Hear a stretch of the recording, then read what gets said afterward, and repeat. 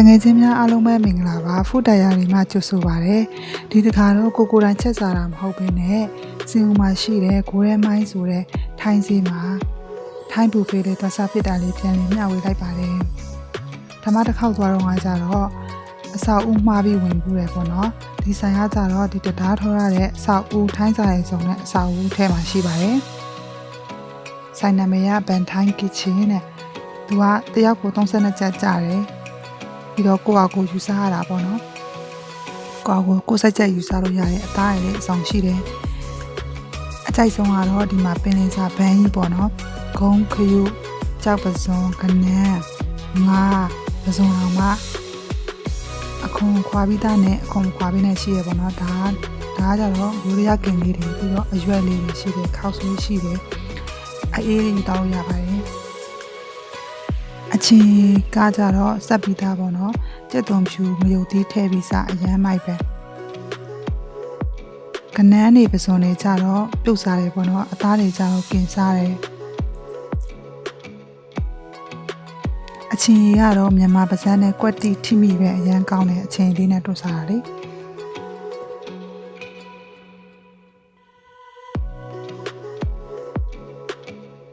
ဒါကတော့ကမာကောင်ပေါ့နော်မအောင်လို့ကယူလို့ခေါ်တယ်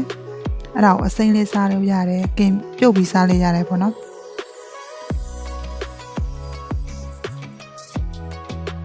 ဒါကနောက်တစ်ချီပေါ့နော်ပထမတစ်ချီကစားပြီးသွားပြီးအသားတွေကင်ပြီးတော့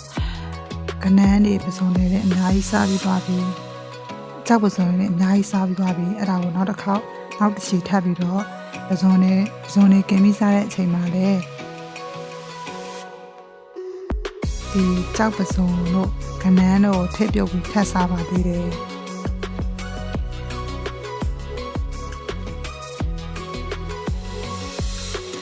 ဒီဆိုင်ကကြတော့လေစနေနေ့တစ်ခေါက်သွားတော့ကကြတော့စနေနေ့ညနေပိုင်းလူရမ်းများတယ်မစားခဲ့ရဘူးပြန်လာခဲ့ရတယ်ပေါ့နော်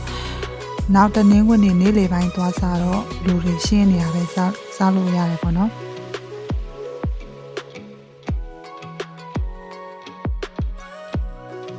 ကိုရီးယားပင်လယ်စာပဲစားတာဆိုတော့ပင်လယ်စာအကြိုက်ပဲဆိုတော့လေပင်လယ်စာစားရတဲ့ကိုတက်နေပြီပေါ့နော်ကနန်းနှကောင်ပြီးလို့ရှိရင်ဒီမှာကြောက်ပစုံပေါ့ကြောက်ပစုံက၄ကောင်တော့တယောက်ကိုစားလာတယ်အဲ့ဒါပြီးတော့ပစုံနေရယ်အဲ့ဒါလည်းစားရတဲ့တက်နေပြီပေါ့နော်အသီးရွက်ကကြတော့ပြောင်းဖို့ရယ်ဇလက်ရွက်ရယ်ကစုံရွက်ရယ်အမွေအဲ့ဒါလေးစားလာတယ်ပေါ့နော်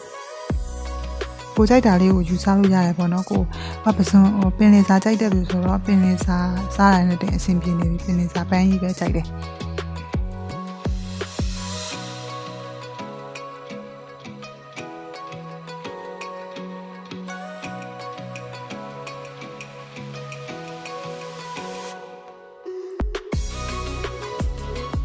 အဲ့ဒီဆိုင်ဘေးနားမှာလည်းထိုင်းစူပါမားကတ်ရှိရပေါ့နော်အဲ့ဒီမှာအချောက်ချမ်းတွေအကုန်လုံးအစုံရှိရပေါ့နော်ထိုင်းစာတွေမြန်မာစာတွေနဲ့တော့ဆင်တာပေါ့နော်ထိုင်းစာတွေအချောက်ချမ်းတွေအကုန်အစုံရှိပါတယ်အောက်ထပ်မှာကျတော့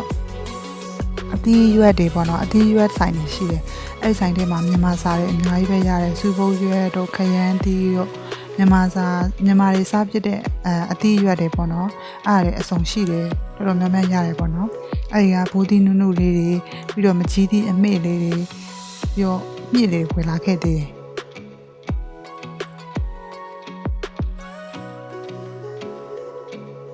ပြီးတော့ဒီမှာတို့ထိုင်းရိုးရအကာကနေတာတွေ့ရနဲ့ခဏလေးရက်ကြည့်ခဲ့သေးတယ်ပေါ့နော်အဆုံးထိကြည့်ပေးတာကျေးဇူးတင်ပါတယ်အကုန်လုံးကို channel လေးကိုလေး subscribe လေးလုပ်ပေးပါအောင် Facebook မှာဆိုလို့ရှိရင် like and share follow လေးလုပ်ပေးလို့ရပါတယ်ကျေးဇူးတင်ပါတယ်bye bye